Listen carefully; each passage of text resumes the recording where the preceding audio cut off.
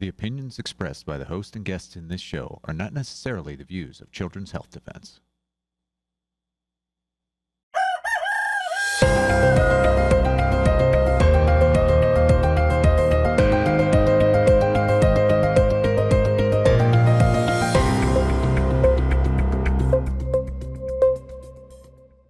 Good morning, CHD. Welcome to Pediatric Perspectives.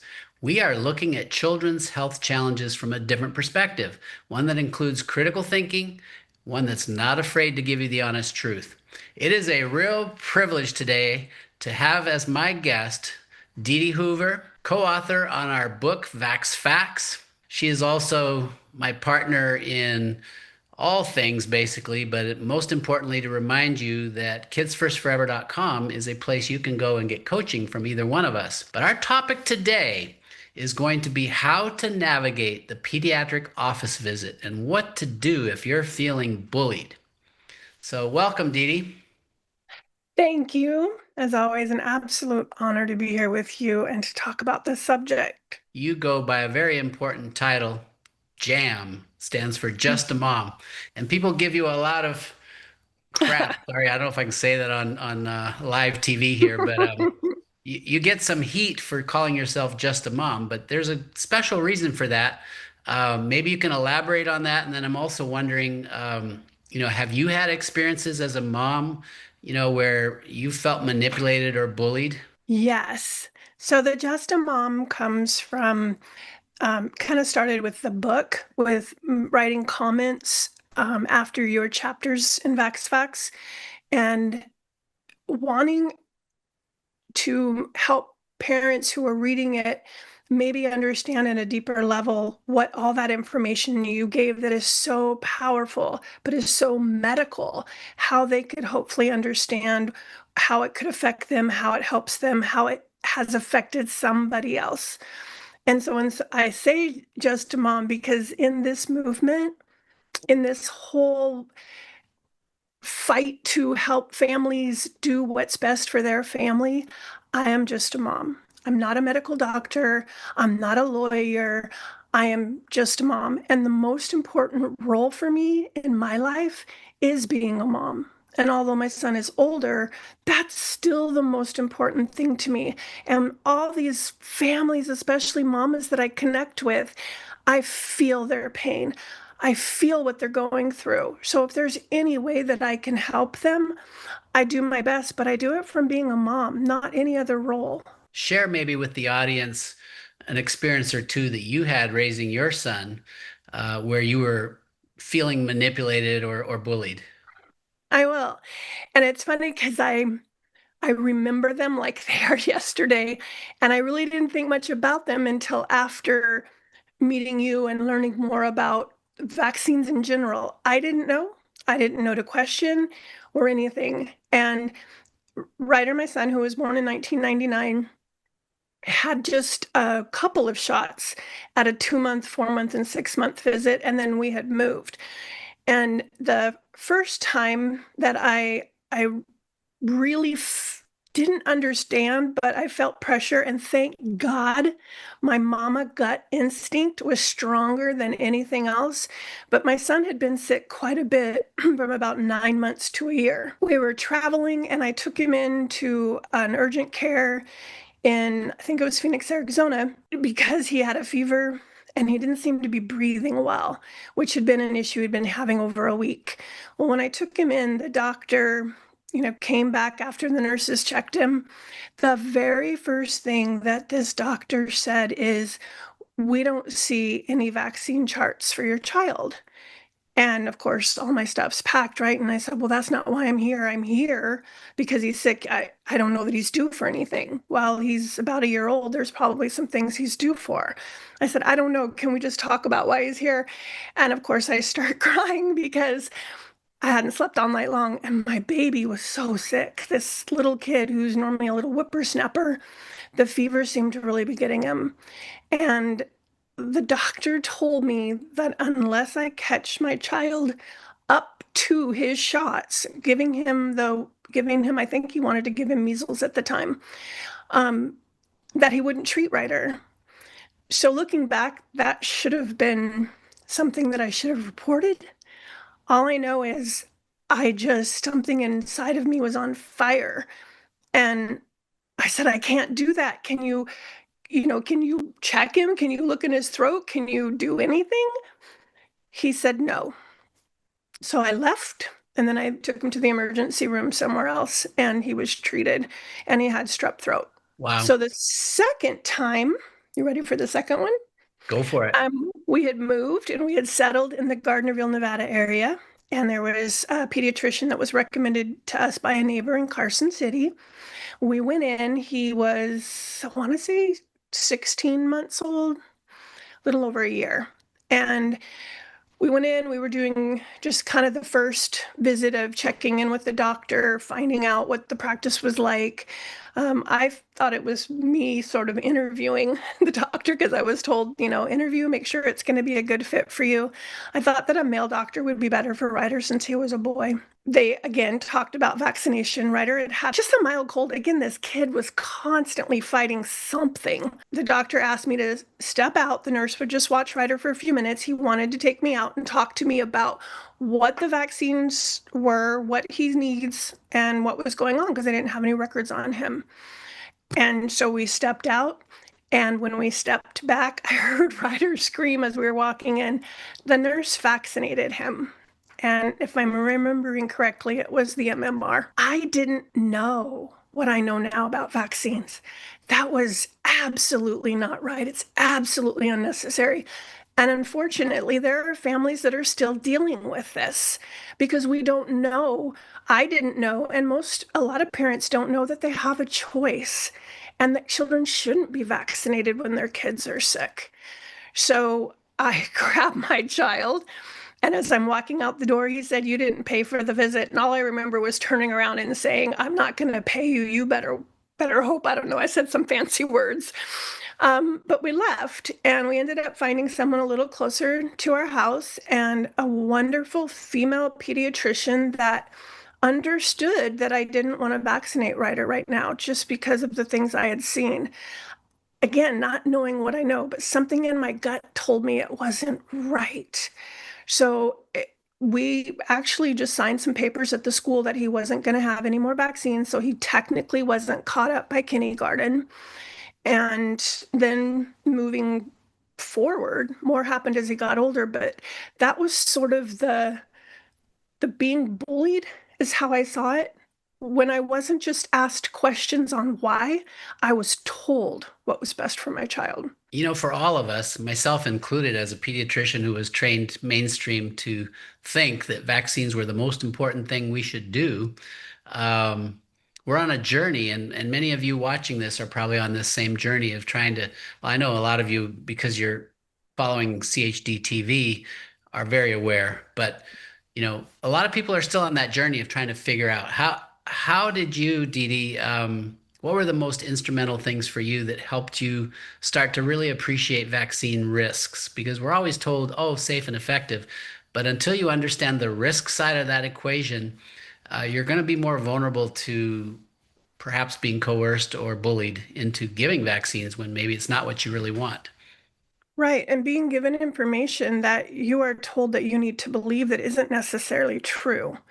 And so we fast forward into 6th grade for Ryder, and there was an outbreak of meningitis. I think that's what it was called, the meningococcal vaccine. 2 boys were in the hospital. One of them didn't make it. They were teenagers. They attended the school that Ryder was at.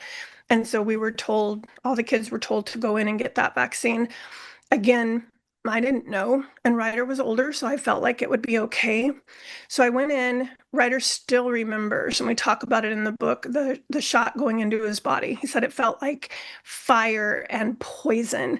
And again, a child who had already reacted negatively and was affected negatively by vaccines, that I didn't understand that that's what it was. Because again, that's just all normal. You get a fever after. All kids get sick, even though he wasn't in preschool or daycare, but he constantly was fighting something. So after that shot, he did seem to do okay. He was sick for a couple of weeks. We moved to the Portland area, and the pediatrician who we adored, we loved. And I don't feel like we were bullied into the Hep B vaccine, but we were told so many things, and me not knowing, he got both doses. And I'm sure all of you have heard that story because I talk about it a lot, because we almost lost him. And he still struggles with how deeply he was affected by that vaccine.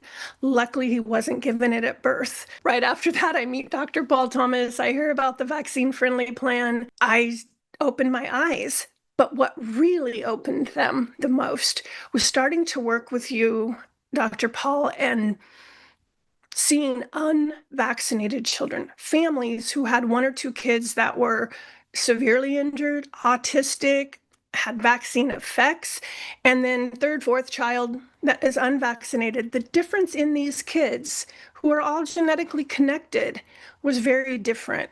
And working on an unvaccinated population like I have until just recently, it's different. We talk about vaccine eyes.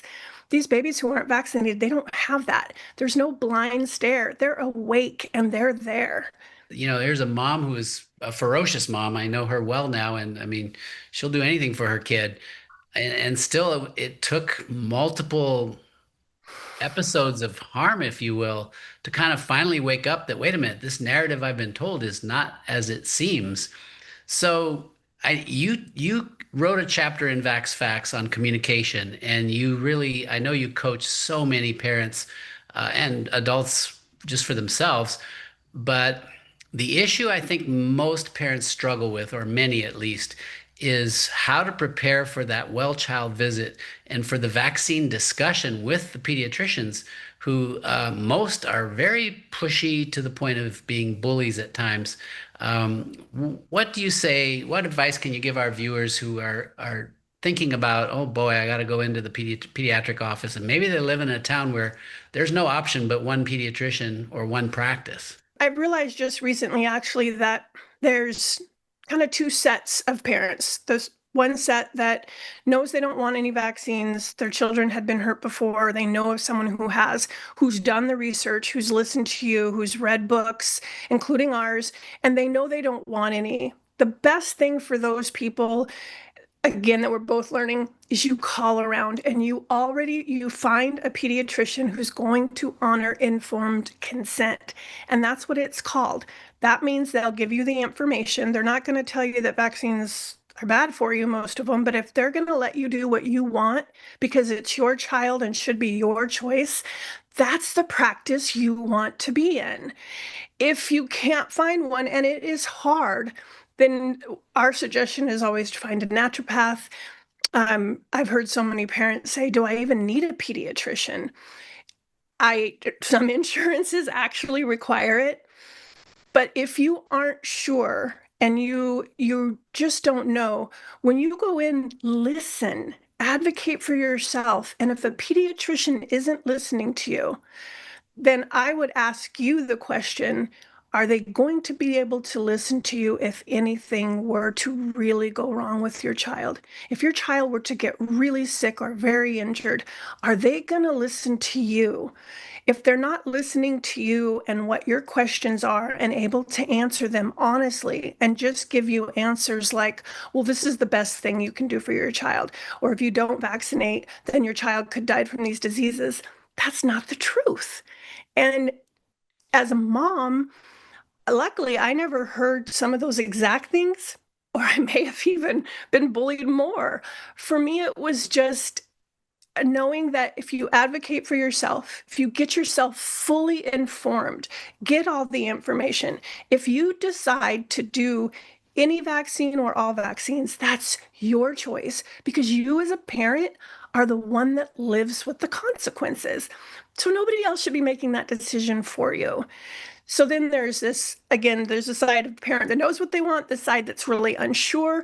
So you get all the information before you go in. And if that person, your pediatrician, isn't helping you openly and honestly about these vaccines, again, that isn't where you should be.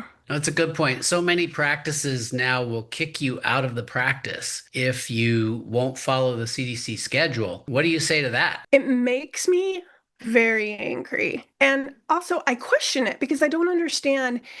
I've heard you and I've heard many doctors say that your your job, your responsibility as a doctor getting all the information is to help people, not to do anything that is harmful or hurtful.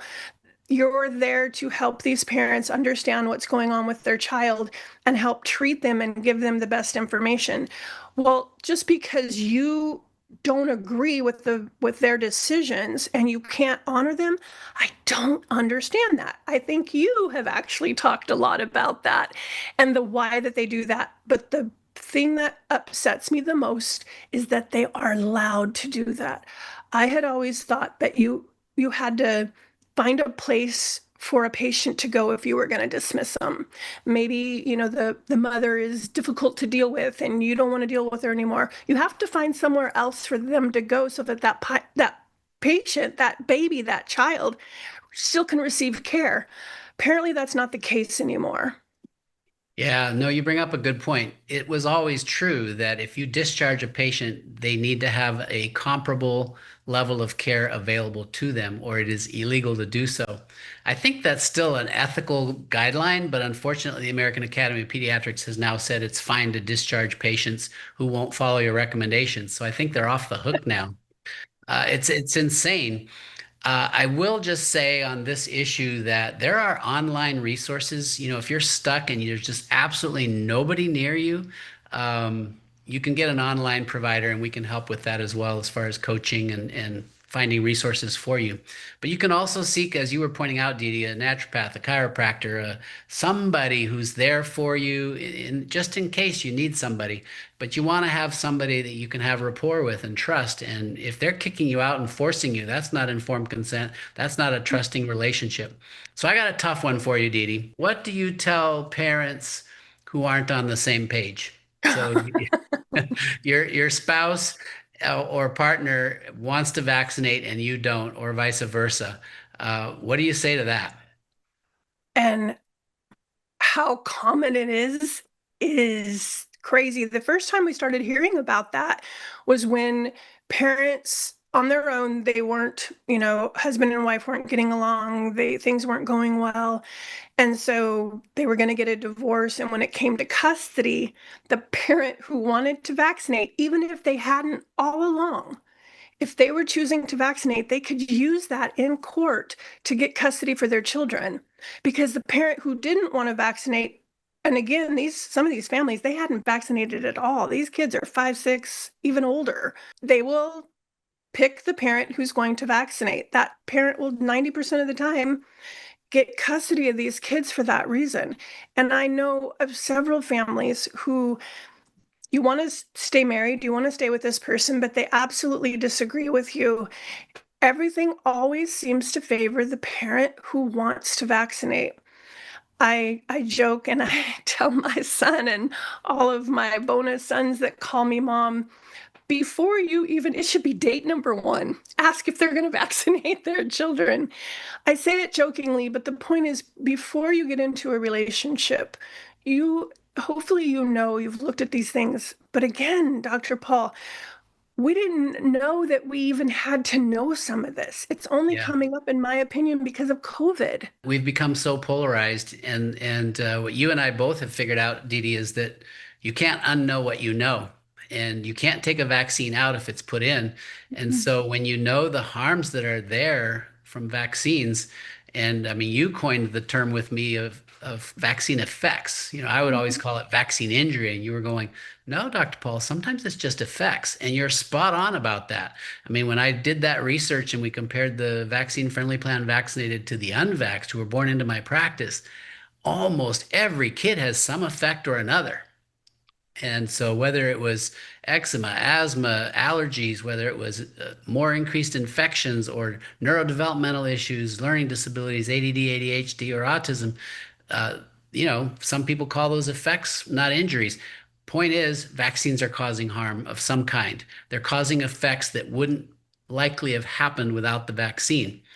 But I like your response. We're in a time in the world where the pressure to vaccinate is so great, and that side of the issue, they have the megaphone, right? They've got Mhm. the academies of pediatrics and the infectious disease experts and the public health experts and the news. They can just say what they want, and the truth gets buried. You're a parent, you're in the office, and they're really putting the pressure on you to vaccinate, and you're just not ready. What do you say? You excuse yourself. And so I'm going to point out a couple things that I feel are critical. You never go alone. And if you and your husband aren't on the same page, and we know a few families like this, but they're letting the parent who doesn't want to vaccinate, they're letting them take charge, they're letting them take the child to the visits, and they're either doing the vaccine friendly plan, they're doing things differently, or they're choosing not to vaccinate at all. When you're in there, you take someone with you that can advocate for you, can stick up for you, because it can be very emotional. And especially with infants, you've got this baby, brand new baby, you're tired, you're exhausted, you've heard horrible things about vaccinating, and you've heard about SIDS. So you don't want to take that risk. But if you're told that's what you have to do, and you're given information, oh, they've been safety tested, and you're given all that, you're not in the best state of mind to be able to handle that. And all you have to do is say, no, thank you. I will listen to what you're saying. I'll take what you're saying into consideration, but we're not going to vaccinate today. And you pick up your baby or your child and you leave. And in my opinion, you don't go back. You then look for somebody else. You want a provider that you can trust, and I absolutely agree 100%. We were doing a show on this topic once recently, and one of the guests was saying, "No is a full sentence." I Mhm. thought that was good. I like the way you put it, though. It was very nice and polite. I want to have you guide our listeners, parents, on one other topic that comes up quite often, and that is fear of going to the hospital, especially if you have unvaccinated children. We hear horror stories Mhm. of things that happen in the hospital if you're not vaccinated. What advice do you have for families who are really scared about this fact? They haven't vaccinated, and what are they going to do when they have to go to the hospital? You don't go alone. You bring you bring an army with you if you have to. But the most important thing to remember is that if you're at the hospital, it's because something's going on with your child. They're injured, they're sick, they're hurt, something's happening, and they may need to be reminded that the only thing that matters at that point is that child being treated. So when they ask about vaccination, I personally would be like, oh my gosh, yeah, I once we get through all this, I will get you the information you need. And you let it go at that. And the information they need later is that you're not going to vaccinate with something like measles or something else when they tell you, well, if your child wasn't vaccinated with that, you could have avoided that. Then again, you look at them and you say, okay, I understand that now, but could you please treat my child? Could you take care of my child? Also reach out to, and we have this resource within us. If that's happening, reach out to us. We have helped families through that and through those moments, because most of the time, all they need is encouragement. You can say, we're going to delay that conversation. Same thing when having a baby in a hospital. Hep B is going to be pushed, vitamin K. Make your decisions before you go. Have your backup plan and say, we will consider this down the road, but right now, I want to hold my baby. I want to be with my baby. And that's the only thing that matters to us right now. I hope you'll honor that. And one thing that I've learned is even some of the most wicked of people and pushy doctors that think they know everything still want to help. When you ask somebody to help you, it's very difficult for them to turn you down because then they won't feel like a good person if they don't. And someone who's egotistical or a narcissist will pretend like they can help you. So if you say, I right now all I need is help finding out what's going on with my baby, I can bring the tears on like that. I recommend you do that. And then they're going to help. I've never heard of someone then that didn't. So I think remembering that it's your baby and it's your choice. And when you're in the hospital, you never leave your child. You never let that child go, whether you're just having the baby or you take your baby in for something. You have every right to always know what's going on with them. And I think sometimes buying yourself time also is very important. I didn't realize until just for myself, last year I was in Florida with my 26-year-old son, and he had had a bad cut in his hand. And Ryder was told when he called and made the appointment that he was going to have to get the Tdap. That was the vaccine that injured Ryder as a child and caused his bleeding disorder, which he has now, for the most part, outgrown. So I told him, no, you know. So we met at the clinic, and I went in with him. And when the doctor came in, they said, the nurse just left and is going to go get the DTaP. And I said, oh, no, thank you. And he looked at Ryder, and Ryder, because he's an adult, and says, don't you want that? That's going to prevent you from getting tetanus. And he said, actually, you can talk to my mom about this.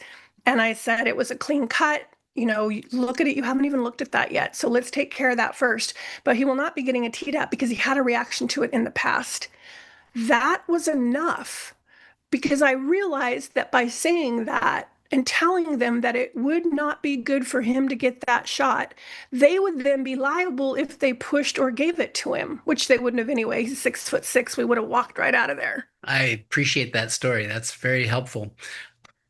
I would like you to have sort of closing thoughts for folks. So we've talked about these challenges that so many face. What message of hope do you have for families that maybe are choosing not to vaccinate, and or those who are on the fence? What can you tell them that might be reassuring? Let's start with on the fence. There's a lot of people out there, they're hearing both sides, right? Vaccines, especially with COVID, what happened. If you are on the fence, it's generally because you know of somebody who's been vaccine injured, or even yourself, and yet you're hearing this other side of this story. Get all the facts, talk to everybody, read everything you can, listen to your gut, trust your child. Did anything in the past affect him? So if you know what you want and you're choosing not to vaccinate, you stand your ground. This is your child. It is your choice. And I know a lot of mamas out there, what this subject has done has created a divide. It has left a lot of parents feeling alone and anxious and scared, lots of questions. That's what Dr. Paul and I do. We're starting a community, but the whole point is, if you have questions, reach out and ask. And if you've made your decision, know that you have support and you have people behind you which will stand up for you. Thank you, DeeDee. That was a beautiful close. If you are choosing not to vaccinate, you are standing on your God-given natural immune system that is powerful. In fact, it's more powerful than an immune system that's been hammered with a lot of vaccines. So you don't need to live in fear. You can live in hope and faith. And yes, we are a community. CHD TV is a community. Kids First Forever, we're starting a community this year. We love you. We thank you. And I look forward to seeing you next week.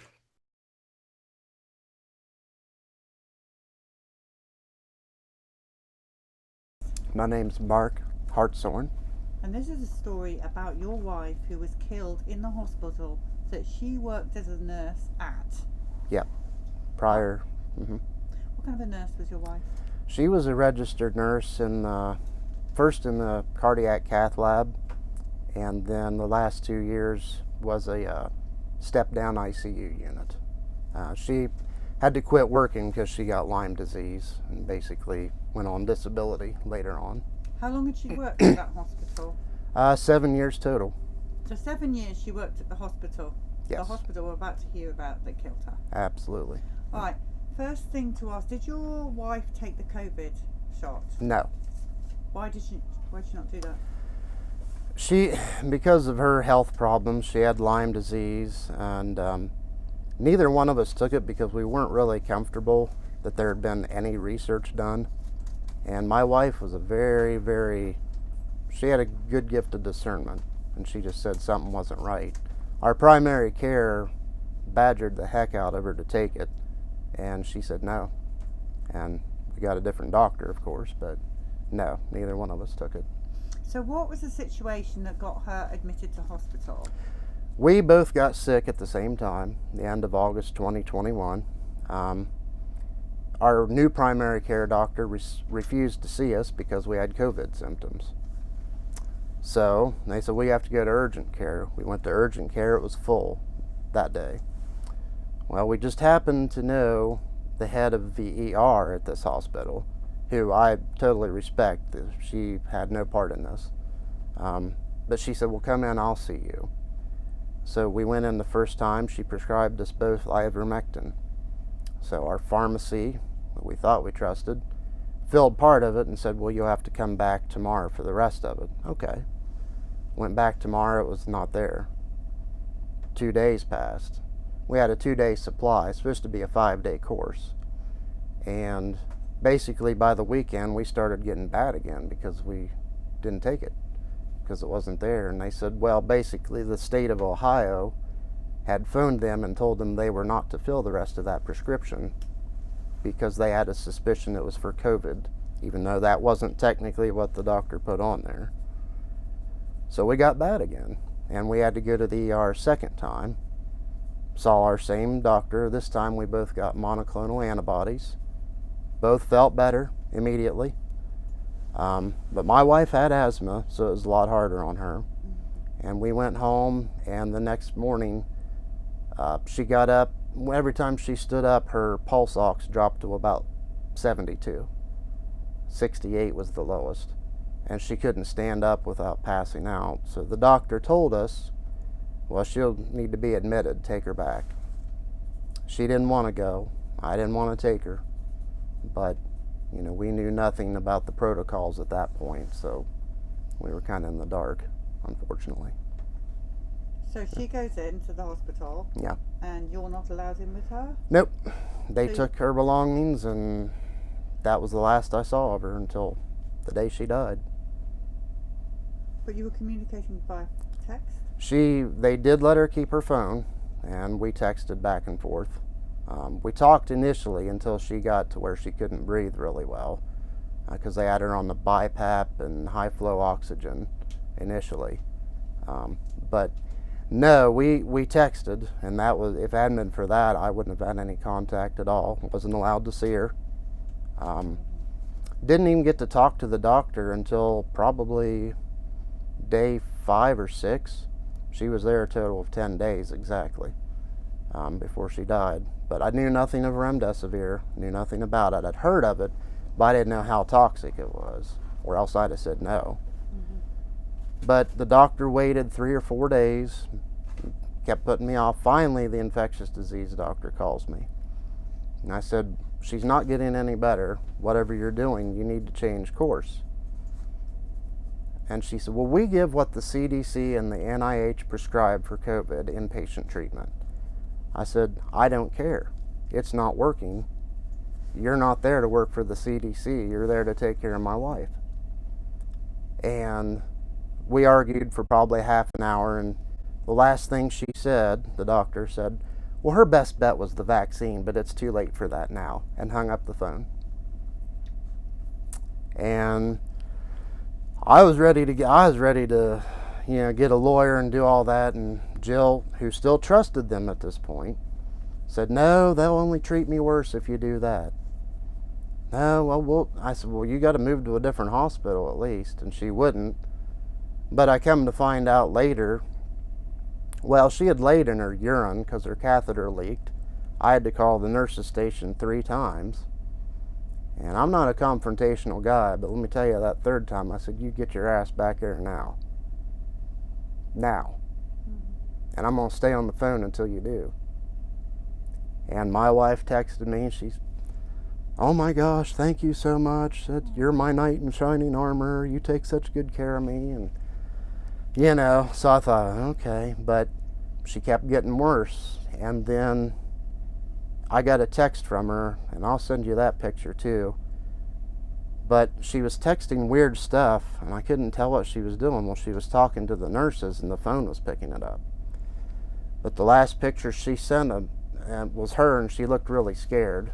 And I thought, I said, what's going on? And then about that time my phone rings. And I'll preface this by saying my wife and myself both told them no ventilator. No ventilator.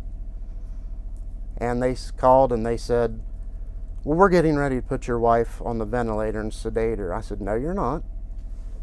Well, here, you talk to her. And she says, I can't breathe. I can't breathe. And I said, it's okay. We're going to get through this. Just hang in there. And she said, please take care of yourself. And I said, no, we're going to get through this. Please take care of yourself. And the phone went dead. Well, then after that, later, I think it was that night or the next day, they called and said, oh, she's doing good on the ventilator. We're giving her lungs a rest. And here in a couple days, we're going to wake her up and we're going to do breathing exercises. Oh, okay. Well, all right. And well, then 2 o'clock that morning, see, the hospital called me twice a day to update me. The nurse did. 2 o'clock that morning, I get a call from the doctor, and I thought, this isn't good. Well, we had to do, and the nurse had called and said, well, your wife coded, we resuscitated her via CPR. Well, this doctor says, well, she had a massive heart attack, a STEMI. Now, she worked in the cath lab. Those are the ones that she got called out in the middle of the night for. Those means you're dying. Her cholesterol was always fine, blood pressure was low, 0 heart problems. Tachycardia was the only thing she had. He said, well, we can do a heart cath, but she may not make it through it. And I said, well, she would want you to try.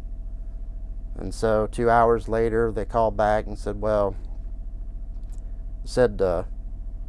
we did the heart cath and we couldn't find any blockage. Well, I could have told you that, probably, but well, you probably should just come in and see her because she may not last much longer. And so I called the pastor, went in at 5:30 in the morning, and there she was. Of course, we had to suit up and mask and all that stupid business. I went in there, and there she was with tubes and everything, and, she was out of it.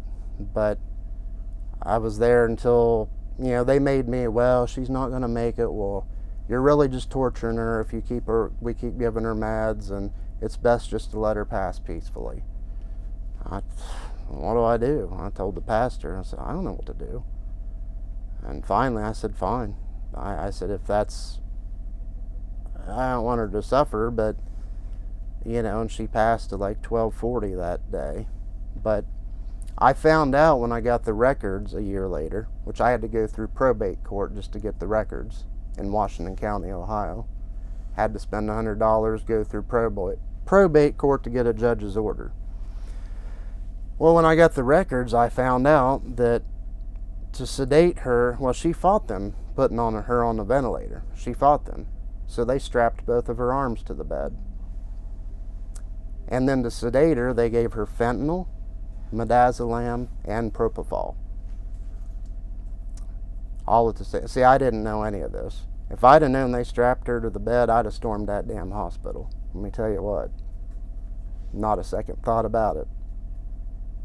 But, see, I didn't know all this until later. So, and I also didn't know that they had put her on her stomach, and she had laid naked in the bed for 3 days, before they put her up in ICU. She didn't tell me a lot of this stuff because she knew I would worry. And so there was a lot of stuff she told other people that she didn't tell me. And I didn't find out until after the fact. So yeah, that was September 15th, 2021 when she died. She was 46 years old. And yeah. So that's been my life since then. Totally horrific. Yeah, it is. She was a wonderful, beautiful person, and she gave so much to that hospital and to the patients, and she didn't deserve, prisoners get treated better than that. So many of the people that sit where you're sitting and tell us these stories, because you're all saying the same thing, Yeah. tragically, tell us also that they see in the hospital records how much their loved one was worth. Did you get to see how much the remdesivir was, or did you see the total? No, they didn't have They any. didn't give you that. No, but the one thing I did see was initially they said patient, he wrote it, said patient is on day 9 of symptoms, no remdesivir. He wrote not to give it, but then they turned around and gave it to her anyway. So they contradicted their own judgment in some way, probably for the money, looking back in hindsight. But What do you think as you look around here and see all the pictures? We're going to add your wife to this montage here, okay. and the names on the bus. Are you aware how many people have lost a loved one to this barbaric? I am now. Yeah. I mean, it's just, and there's so many we don't know about. These are just the ones we know about. Hard to tell how many thousands or millions more there are. What do you think we should do? How do you think we should solve this? Yeah. It's still happening now. Oh yeah, it still is. I mean, those at the highest levels, Mr. Fauci especially, should be tried by a military tribunal and summarily executed. I'd start there. And then I'd go down the line through all the NIH and the CDC, all the way down to these people that strapped my life down. Every last one of them should be held accountable. Every one. I can see, I mean, I can't, it hurts us to hear you tell the story of your wife. Well, sure. Strapping her down, that must be haunt you. It does. I had dreams for several months after that she was still in there and that I was going in to rescue her. Oh good, there's still time, she's still alive. For about 6 months after I had that dream. And you know, I still live with that guilt every day. I mean, I didn't know the whole story, but you know, I still feel like, you know, a husband's supposed to protect his wife. I stood up to her for people before. I almost fought one guy 10 years before that, our neighbor, just because he disrespected her, and I was ready to, you know. But you know, I mean, yeah, I just feel like I failed her. I know that there wasn't a lot I could do looking back because I didn't know the full story, but I still feel like I failed her. I have that guilt. Now something I have to live with the rest of my life. So, yeah. Do you have a picture of her we can see? I do. I'll show everybody pictures of that so they can see. Do you want one with or without her ugly husband? I'd like with actually. Would be good. We'll take both. Okay. Thank you for telling the story. You told it so well. It's so tragic. I can see you still in so much pain. I don't know how Yeah. Well, I've cried so much over the last 2.5 years. It's just like I'm not numb to it, but it's just like, you know, you feel like you're gonna run out of tears at some point. Okay. But that's, Oh, she's lovely. Look at her. I don't know if you can see. That's our last Christmas together in 2020. She looks fun. She was very bubbly, very exuberant personality. She lit up a room when she walked in and called everybody sexy and hot and called them her muffin, and she called me her hot piece of blank. I won't. No, we don't want to know that one. I won't say that word, but and then this is the picture I put in her obituary. That was probably about 3 years before. 46 years old, everybody, and you guys have been together for 18 years. Since 2003. Yeah. Yep. And she worked in the hospital that killed her. Yeah. And died a horrific death, strapped down. So this is something we will continue to fight, and we will Good. put her picture in the bus. Good. Her name on the bus, and onwards. We'll fight this. Thank you. Well, thank you for telling the story.